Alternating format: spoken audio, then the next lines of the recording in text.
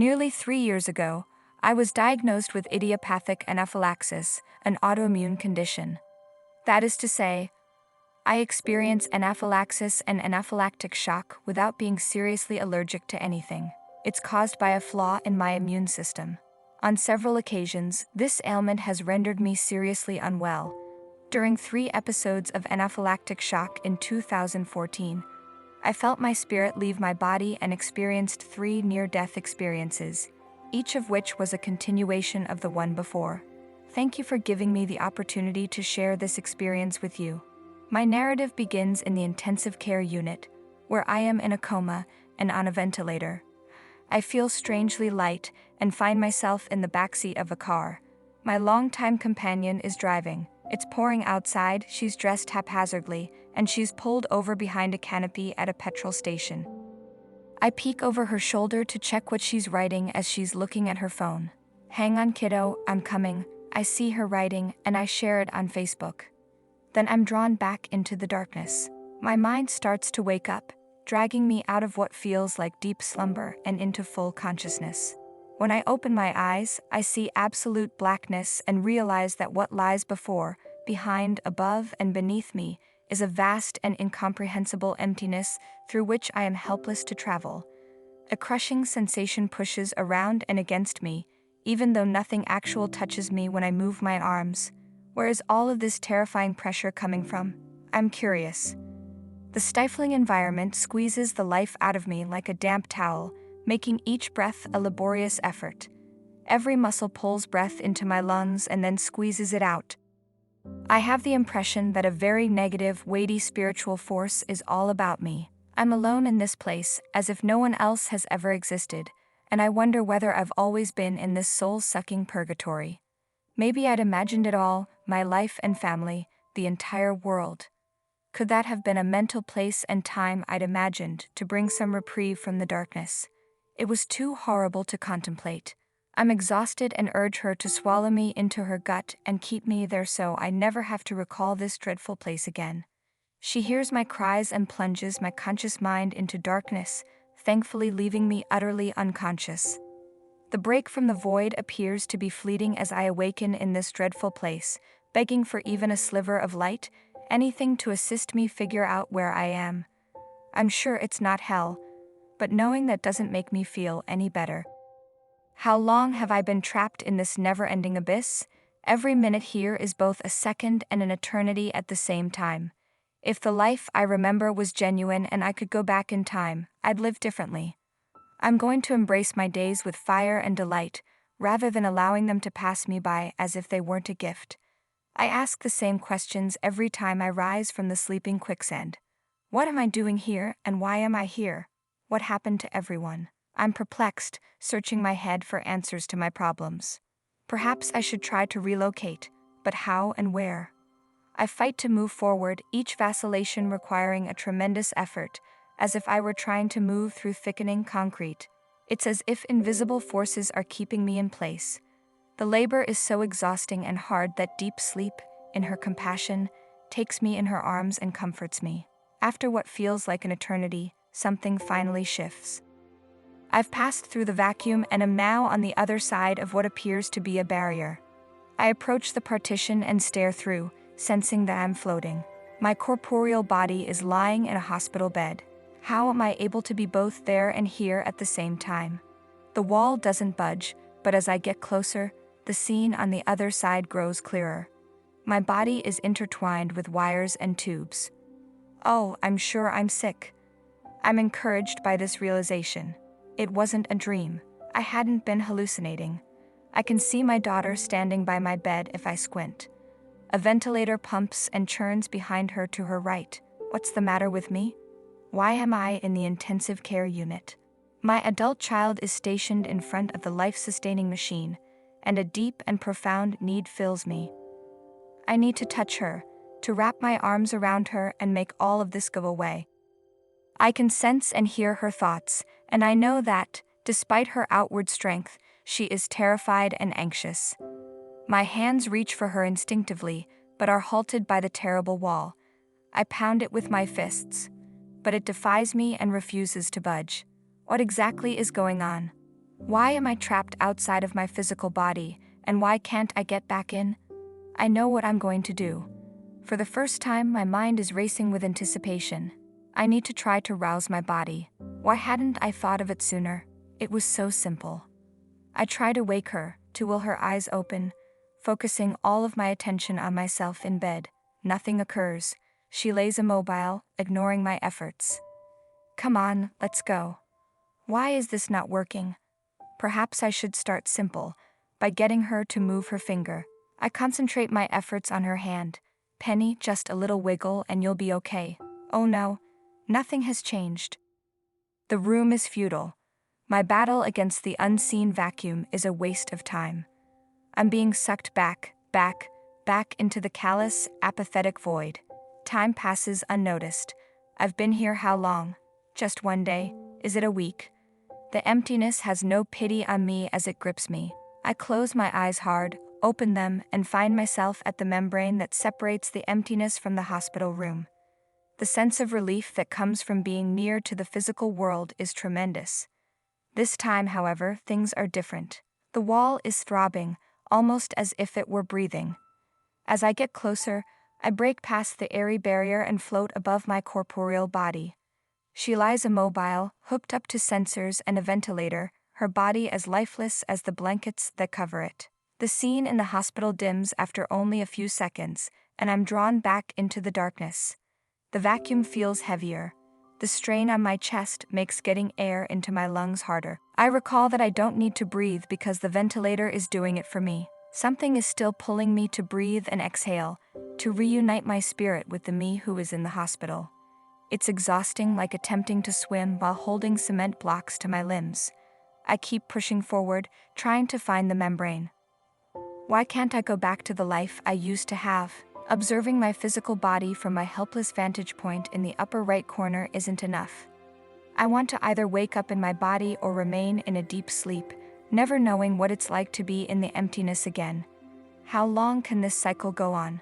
While mourning my circumstances and wishing for another opportunity at life, it occurs to me that the blank is a place I have created for myself.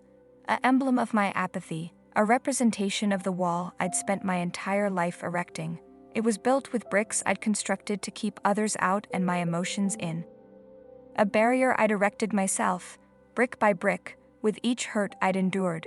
My attempts to shield myself had made me less real, less vulnerable, less joyous, and as impenetrable as the coma I was in.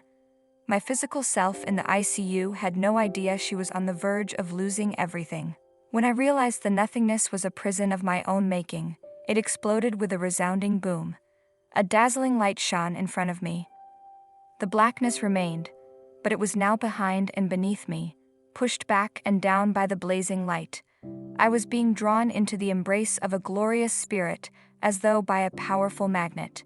Is it true that I'm finally being rescued from this hellhole? Oh, please let it be so. The spirit, bold and decked in light, clutched me to her breast. I sense her energy spinning about me like a giant funnel cloud, effortlessly holding me in the center. With one arm pulling me in closer, she thrusts forth her other arm, her fist whooshing past me toward the darkness, and lands a blow on the soulless area. The emptiness explodes, and the fragments fly around us, attempting but failing to enter her tornado of energy. As the shards collide with her light, the dazzling glow repels them, sending them to a place I'm glad I don't know about. The awful pressure I felt drips off me like dew from a blade of grass, and each droplet makes me lighter as it's eaten by the magnificent saving spirit. Looking up, I see my champion's face. Her features are delicate and feminine, her eyes a dazzling emerald, returning my glance and understanding me totally. Our spirits converge, like two rivers meeting and merging to become the sea. She's familiar to me, but when I attempt to remember how I knew her, it fades away like a dream that hides in the nooks and crannies of your mind, defying discovery. I press on, consumed by a strong need to recall how this spirit is known to me. My gaze is drawn upward, to her hair. Her vivid red hair, unlike any I've ever seen. To call it crimson is a pitifully inadequate description, similar to calling the sun a flicker of light. Her hair is ablaze on her head. It has an energy that identifies her, one that is powerful and bold, and, in an instant, I recall her. My mother's granny. My eyes well up with tears and my heart skips a beat in my chest. She was an amazing woman in life, and that same spirit definitely followed her to where she found me. My tears poured in torrents as I laughed and cried, purging me of the sadness I hadn't realized I still carried for her passing. She hadn't passed away. No, she's more alive here than in her body.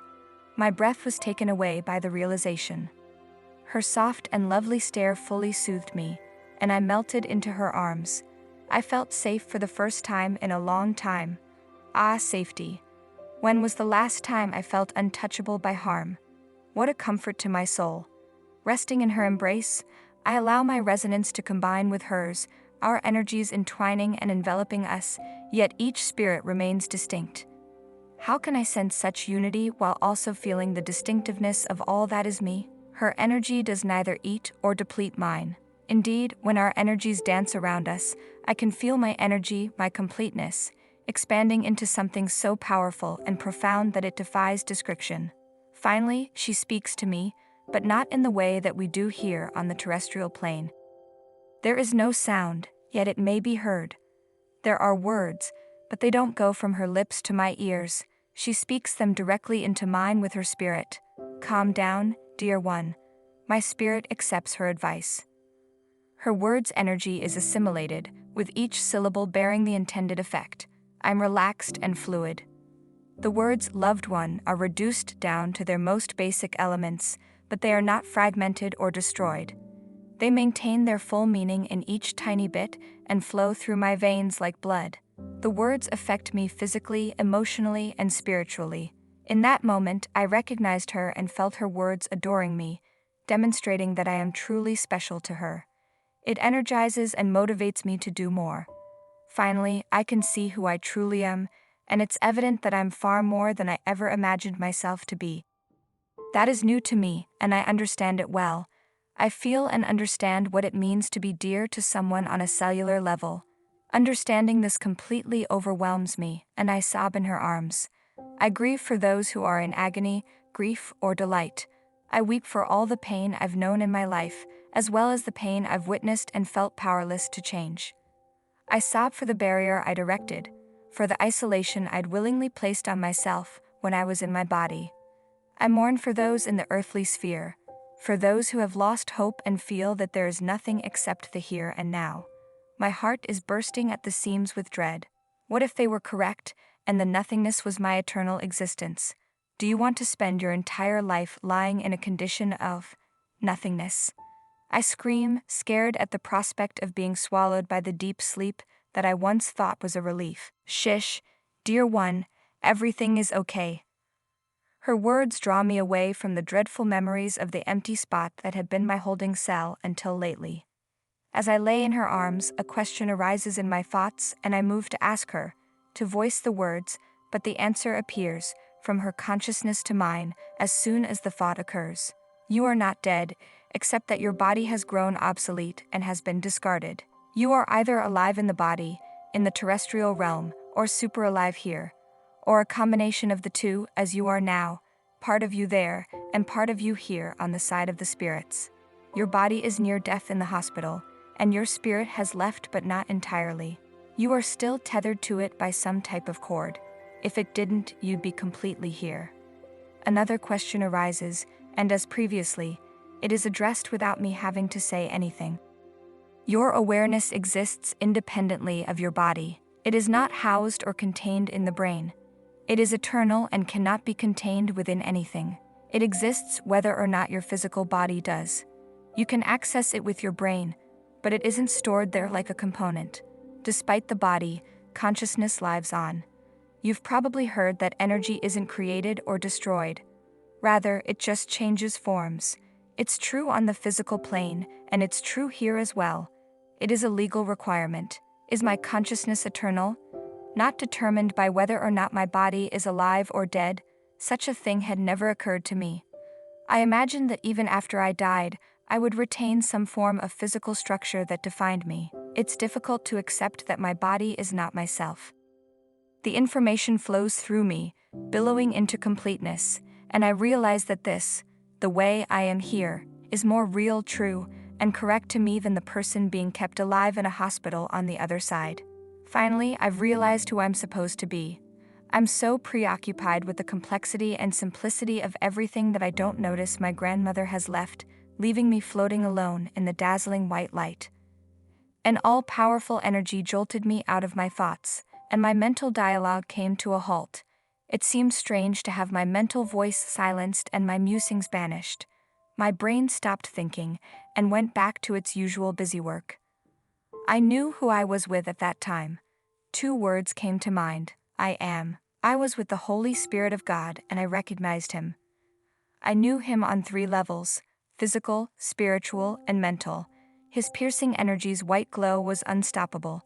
It couldn't be turned down. It touched me and penetrated even deeper, beneath my bodily being, of which only a perception remained. His huge, white presence absorbed every part of me, delving down into my core and snatching my breath, which I didn't need because I was surrounded by his light. I exposed myself to this energy, allowing it to fill every void within me. It took up all those spaces without decreasing me in any way, because God's white energy does not take from me, but rather gives, filling us to fullness. His bright light moved with ferocious determination toward all parts of me, enveloping and infusing every cell, filling my body with an amazing warmth and vibration that brought unimaginable ecstasy to my ears, skin, and spirit. I remained intact, maintaining what was beneficial to me, while what was not beneficial seemed to have never existed. I couldn't recollect the anguish, hurt, and guilt that had once been my constant companions, and I had no desire to attempt to recall them. I witnessed my life flash before my eyes, as if I were watching a movie. I saw people I loved and people I'd loved who had been influenced by my love without my knowledge. The ripple effects of my good deeds in my life played out on the screen, filling me with joy. Seeing all of the good things done by others as a result of the love I'd shown them made me cry with joy. I had no concept that such insignificant gestures could result in such profound sentiments and manifestations of love. God permitted me to dwell and replay the scenes in my mind. My attention was drawn back to the dazzling white light. It permeated all the way down to my smallest cells, wrapping and filling me. I leaned back, not wanting to feel burdened by the weight of it, and at that moment, the white light moved into my neck, with such warmth that it caused me to curl inward even more. It traveled up my neck, through my jaw, and into my mouth, illuminating my tongue with the most beautiful of songs. I wanted to cover my eyes and try to keep the light from escaping, but it was a foolish idea. My eyelashes couldn't withstand the Creator's majesty. It shone through them to the outside, bouncing off the brightness that surrounded me and dashing back in. The white energy warmed my face and poured into my head, buzzing around it, lighting it up with tingling feelings and giving me a sense of floating and weightlessness. The light then began to infiltrate each curve of my brain, pouring through as if it were a vast, twisting river, igniting previously dormant sections of my mind and instilling within me a wisdom that made everything apparent. Situations that had tormented me in the physical realm were brought back to mind. The dread and misery that had imprisoned me in the agony of those offenses had vanished. In my thoughts, each reality became calm and clear. There were no words uttered, no explanations offered, to erase the wounds and disappointments, only this deep inward realization that the reality of those matters had not been what I had assumed it to be. For so long, I'd tried to fit those trials into some kind of framework to help me understand them. I had no idea that the truth would come through the powerful energy of God that filled me on this side, the side of the spirits, rather than through my beliefs or ideas. The weight of each of those pains vanished, replaced by his peace, like a tender hug from a father to a child assuring all is well. I entirely surrendered to God. He was in charge of my entire existence. His light streamed from my bones, dripped from each strand of hair, and even my eyelashes were aglow and tingling with his light and love. God was pulling me back to his core, where I had always belonged. I let myself get closer and closer to his heart. Then, all of a sudden, it was no longer exterior, but inward. The source of the dazzling light resides in the deepest recesses of my being. God's Spirit resides within me, in my heart, spirit, and soul. I felt like I was about to burst with excitement and erupt into light, the blast's rays reaching the farthest reaches of the universe. I jumped into the light, vowing never to return to Earth. Then, all of a sudden, I came to a halt. I knew I couldn't keep going down this road, not yet. I wished to stay, to reach the core of my being, but it was not to be. The light got dim and distant, and I became concerned, pleading with God, please give me at least the memory of this. I'm afraid I'll lose all hope if I can't at least have that. I awoke in my hospital bed, the memories of my time on the other side still fresh in my mind. Since my NDEs, I've gone through significant changes and now see life in a completely different light. The most important lesson I've learned from my experience, and the message I need to share with the rest of the world, is that we are all connected. Life educates us, at least in Western culture, to be self-sufficient. We are born into a separatist culture from the minute we take our first breath. We construct fences and walls, both physically and metaphorically, to keep people out. As we grow older, those divisions become battles, further separating us, even from the God who created us. This freedom is perplexing and contradictory to what our spirits require and crave. It forces us to wrestle with our very essence for the rest of our lives, becoming the source of all conflict. If we are to make a genuine difference as God's children, we must first recognize that we are all connected by our Creator. After my NDE, I had a better knowledge of the strength and power that our Creator has given unto every one of us. Need to sit passively by, staring up at the sky, waiting for God to solve the world's problems. He's right here among us. He gives us His love so that we can work together to finish the duty of caring for one another. This information has provided me with a sense of calm. Worry no longer makes sense to me because I know that if we choose God's love, everything works out for our good. I'm less quick to anger and less easily hurt. Why should I be upset or angry? I feel compassion when someone wrongs me. I walk higher now, and my grin is no longer a mask I wear. When I talk, I try to remember God's love and temper my words so that they don't hurt others. Thank you, God, for allowing me to spend time in both the nothingness and the light. I finally feel real. I'm running toward love and away from fear. The walls have crumbled and I stand on the ruins, ready to fulfill God's big and wonderful plan for my life.